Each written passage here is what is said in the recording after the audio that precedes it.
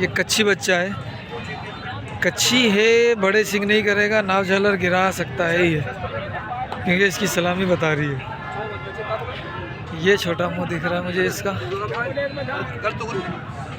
इस बच्चे का क्या मांग रहे हो? 80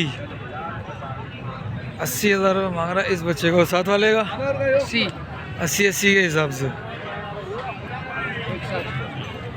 ये देख लो भाई, बच्चा देखा, ये चौड़ा माथा है ऊपर से, उसका छोटा है। ये छोटे मुंह वाला है, वो सही है, नाव झाला फिर भी बेहतर है। ठीक, और ये बच्चे हैं, ये कैसे हैं? ये भी बड़े मुंह वाले ही हैं। देखते हैं कुछ अच्छे से बच्चे दिख जाएं, अल्लाह करे। देखते हैं।